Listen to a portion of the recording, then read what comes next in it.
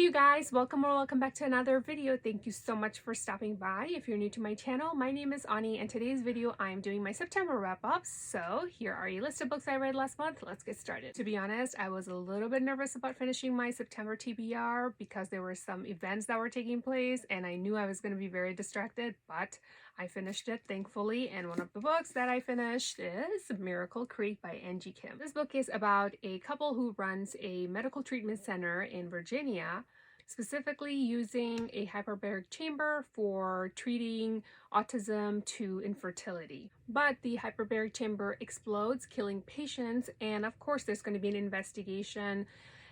And people are also wondering if this was actually an accident or one of the protesters caused the explosion, or if the owners started the fire to cash on some insurance money. This book is an Asian American thriller, and majority of this book was in a courtroom. There were a lot of characters in this book and you kind of had to follow them and their struggles. The family in this book, or the couple that owns the medical treatment center, they immigrated from Korea. And I wanted to see more of the Korean side of the story than the Americanized part.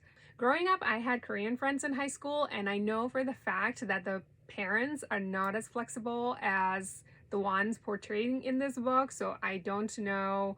It just felt more like Americanized, and that's not what I was thinking going into this book. So I definitely wanted to see more of the Korean culture. The pacing was not that great either.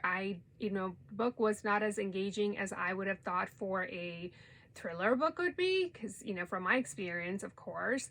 And like I said, majority of the book was spent in courtroom, which I didn't really care for, so I think that's why I only gave it 2 stars. Next book I read is The Invisible Life of Addie LaRue by V.E. Schwab, an author I have read before, and this book is very hype. I waited so long to read it, and I can finally say, yes, I read it. So this book is France 1714. A young woman in desperation may kind of like deal with the devil kind of thing to live forever. Only downside to her living forever is that no one's going to remember her name. However, 300 years later, a boy from a bookstore remembers her name. How is that possible? This is a historical fantasy, and like I said, it's very hyped on BookTube. I was going into it thinking that I was going to be blown away. I wasn't. So I like the struggle part of this book, like how she struggled, how people were treating her, over and over, like all these years, 300 years, especially men. But what I didn't like about this book is that how this went back and forth a lot. Typically, I don't enjoy books that ping pong between past and present or future or whatever it is, and this is what this book is pretty much. That kind of disappointed me a little bit, that, I lost focus and I was not feeling as engaged as I thought I would be, considering how hyped this book is. Another thing that bothered me, that she lived 300 years, so why was her character made so weak? Like, why was she not smart enough for so many things that were happening or events that were taking place? That's how I felt, about this book. There were more cons than pros in this book, so that's the reason I gave it 3 stars, which I think is still pretty good. And I also read Skyward by Sanderson, and this is about a 17-year-old girl named Spencer who wants to be a pilot just like her dad, but because her dad left his team and then died, Spencer has kind of like a bad reputation and no one wants to give her a chance because she's a trader's daughter. And there's nothing she wants more than to become a pilot and save the human race from alien attacks. So this is a YA sci-fi. This book was just so good. I enjoyed every part of it. If you read Sanderson's books, you already know how his writings are. The pacing was good. The characters were well built, and like I said, loved every part of this book. I gave it 4.5 stars and already continuing the series onto my 2nd book.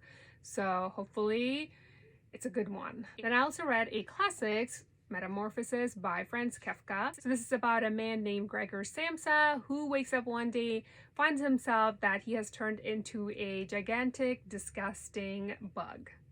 So this is a historical fantasy novella. As you can see, it's very short, so I don't want to give away any more about this book. I just wanted to get a taste of this author to see if I'd like it, and I did. This book was really strange yet thought-provoking. I'll definitely be checking out this author's other writings. This book was a 3 stars for me. And then of course I also read A Good Girl's Guide to Murder by Holly Jackson. This is a YA mystery thriller, and it's a very good book, page turner. I have a whole review on this book, spoiler free, of course. I'll link it right here, so go check it out. I gave this book 5 stars. The next book that I read last month is very hyped because I think the prequel coming out or already came out, I can't remember, so I just wanted to check it out, and it is We Were Liars by E. Lockhart.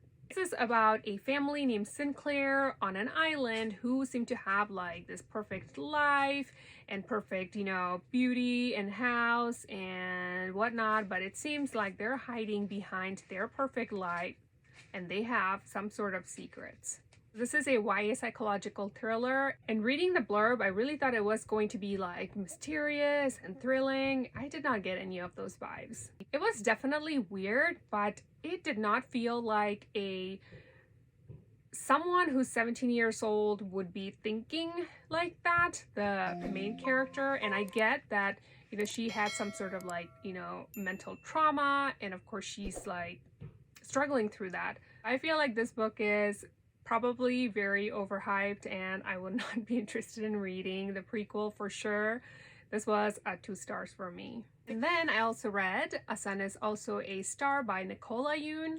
So this is about Natasha and Daniel. They kind of meet through like a twist of fate and of course fall in love. This is a YA contemporary, and I kind of wanted to read this book because there's like a movie. So yeah, it's purely because of that. I really liked the dual cultures that was presented in this book and their American struggles after they moved here, of course. And of course, I'm like a big believer in fate. I believe everything happens for a reason. So this book, it was just kind of like a reminder of that. I really, really loved it. Just a light read and everything I wanted it to be. So this was a 5 stars for me. And then I finally finished A Game of Thrones by George R.R. Martin. Oh my goodness, it took me like almost 2 months to read this book. I mean, look how little this thing is, but it's not. It's a lot of pages, and the writing is so tiny.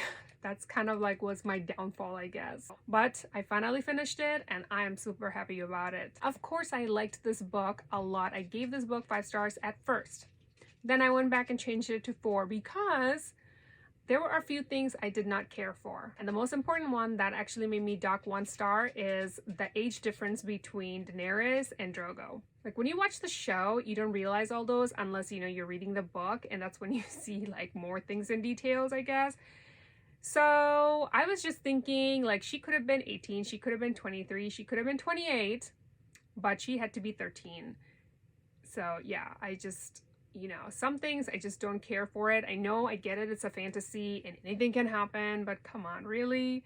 Yeah, so anyway, that was my kind of like main issue. So I didn't really care for that. I feel like it would have been a 5 stars for me, you know, other than that specific part and some other few things, which is not as major as the age of Daenerys. So yeah, 4 stars. I'll still be continuing the series because I started it and I have all the books. So I love the show.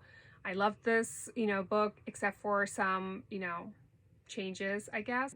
And then I also read a nonfiction, Quiet by Susan Kane. This is about how people undervalue introverts, and of course there's going to be negative consequences that will follow because of that. This was so good. I loved every single part of this book. I get that this is nonfiction. It's going to be, you know, different opinion for everyone, but to me it was just awesome. I loved it so much. And the main reason I really love this book is because all my life people told me I'm an introvert, and you know, in America, people love an extrovert. So this book was literally like speaking to me, like speaking my language. This book would pretty much, you know, was just clarifying things like, you know, how an introvert will have better jobs or better relationship or friendship, which I already have. So yeah, this was kind of just like an assurance for me. It was just telling me what I already knew and how you don't have to be an extrovert to have any of these like success in your life. So it was so good. I really, really loved it. Of course, I gave it 5 stars. And then I also listened to 2 audiobooks. They're new releases. The first one is I'm Glad My Mom Died by Janet McCarty. She is one of the actresses from iCarly, which I actually never watched, but I saw the book cover and I thought it was Christina Applegate for some reason. yeah, so that's kind of why I wanted to like read it. It was like, why is she on a book cover? And why is she saying she's glad her mom died? So of course it's a memoir, so I can't really tell you much about the book other than it's about, you know, eating disorder and how she didn't really want to be an actress. And, you know, she was being abused by her mother at a young age, all the way to like her teen years. It's just, you know, really heartbreaking, you know, to hear about her struggles, because I listened to the audiobook and it was read by the author. So of course this is going to be a different opinion for everyone, because, you know, it's a memoir and everyone sees this differently. So don't come at me, but I give this book 3 stars because I have read better memoirs, so that's kind of like where I was going with this.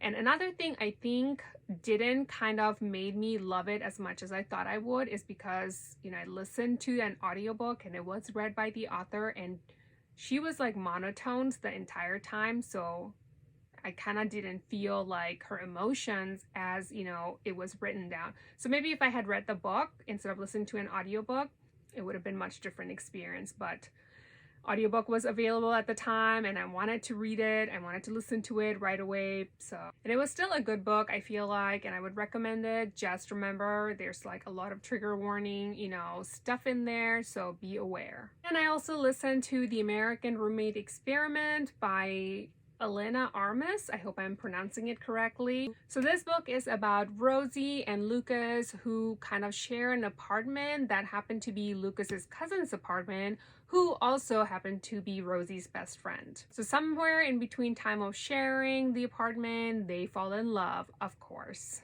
So of course this is going to be a romance book. So going into this book, I had no idea this is the second book of the Spanish love deception.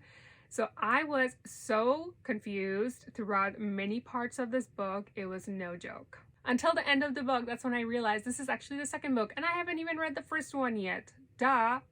Regardless, I don't think I would have still liked this book because I did not feel the characters were mature for their age or acting appropriately. I don't know, lately I have not been having good luck with romance novels. I don't know why. A lot of the times it has to do with their age. So I give this book only 2 stars because I didn't really connect with the characters. I didn't really like them that much. They did not impress me. But on my defense, even though I didn't read the first book, I still feel that all of those should have been met because the first book was a complete different set of, you know, couples. And of course, the second one are complete other ones. And the last audiobook that I listened to is The Maid by Anita.